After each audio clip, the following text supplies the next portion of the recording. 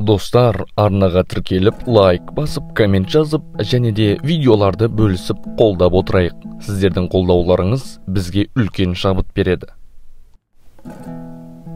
Өткен бір заманда бір патша базардан екі құл сатып алыпты. Құлдарының бірі сыйықсыз, тістері шірік, әрі аузы сасық екен.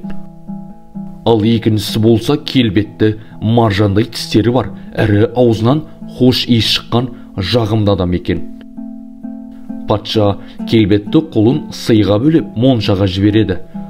Аузы сасыған екінші құлды қасына шақырып, сені ұнатып-ақ едім, бірақ анам моншаға кеткен досың сен туралы көп жаман нәрселер айтты. Сен де қаласың, маған оның жаман тұстарын айтып бер дейді.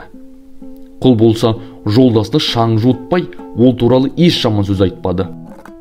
Патша қалай тырысса да мақтаудан басқа ештеңе айттыра алмапты.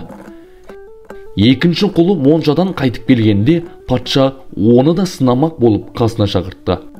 Біраз мақтау сөз айтқан соң, ана досың айтып берген жаман мінездерің болмаса, жап-жақсы жігітсің депті. Сөйтсе әлгі ашуланып, жолдасы туралы қайдағы жоқты айтып жамандай бастайды. Патша біраз тыңдаған соң, доғар сөзді, кімнің кім екенін енді білдім. Сен жамандаған жолдасыңның аузы сасыса, сенің ішің сасыған шірік екенсің.